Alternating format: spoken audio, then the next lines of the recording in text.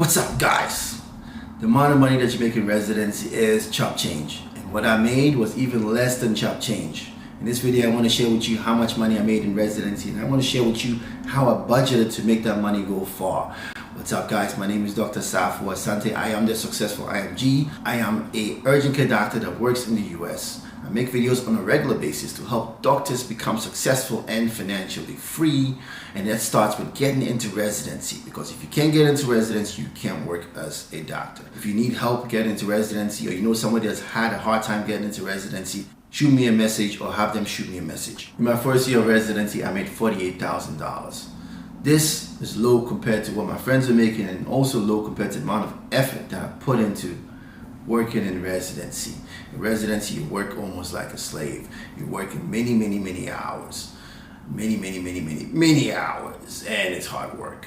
My friends were making $60,000, so I was way off. I had less money to put towards the same expenses that my friends had. As such, I had to make sure that that money that I had was enough for the things that I needed to do and the things that I wanted to do. And for that, I created a budget. Let's talk about the 5 things that I try to keep in mind in making sure that I had a good budget, and then also talk about how I approached my budget and what I did specifically. If you're interested, stick along. The 5 things that I try to keep in mind in creating my budget are these things. 1, making sure that I know all my expenses and I write them down.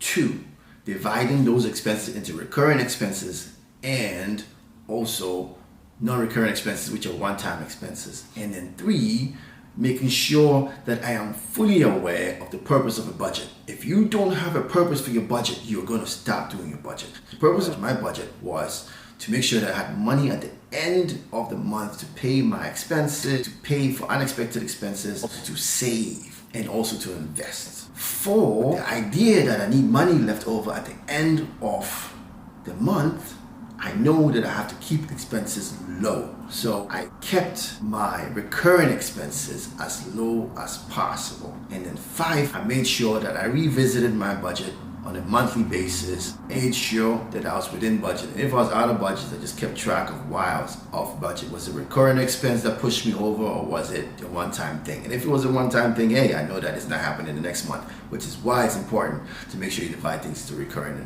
and non-recurring expenses. The $48,000 that I made in salary for the year comes up to about $1,200 every paycheck after taxes for me. In a month, that's $2,400 a month. When you think about it in terms of the living expenses, you can see that $2,400 a month is not that much. Average rent in New York is for a 1-bedroom is about $1,500 to about $2,000. My friends rented studios that were close to the program, so it was easier for them. But one was a little further off, but it was a really nice studio. But they rented their studios for about $1,700 and $2,000 respectively. If you think about it like that, you spend $1,700 or $2,000 on rent, and then you're making $2,400 a month. How are you going to make things work? If you spend $2,000 on rent, you have $400 left. Just having a car, paying gas, putting money towards insurance, and if you have a car payment, you're done. That's $400 way over already. About $500 you're spending on that. You have no money left over, and now you have to dig into savings, and that's what a lot of people did.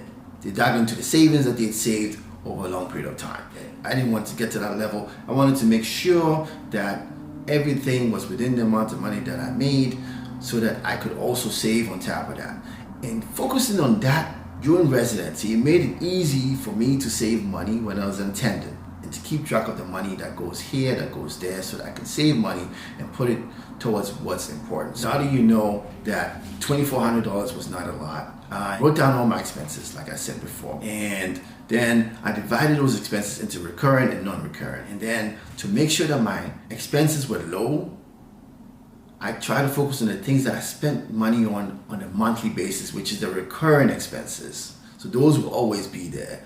So if I kept those low, then those one-time fees or things that I had to do on a one-time basis would not throw me out of whack every month. In order to keep my recurring expenses low, I focused on the biggest expense that I had, which was housing. For housing, like I already mentioned before, people were paying $1,700, $2,000. When I was looking for places to rent, I was hearing $1,500, $1,700, $2,000, and to be honest, I also saw a place for about $1,200 to $1,300. But the neighborhood that place was in, I did not want to live there. The way I circumvented all of that was that I purchased my own property. And my property was a co-op. It wasn't a single family house. So a co-op is a little bit cheaper than a condo, a little bit cheaper than a house. The co-ops cost me monthly $1,100. Already, I'm saving money on a monthly basis. And because of that, I was able to put money aside for cash flow. Right? With $1,100 as a housing expense, I had $1,300 to divvy up between the different things that I spent money on. And I was able to put a decent amount of money away in savings at the end of the day.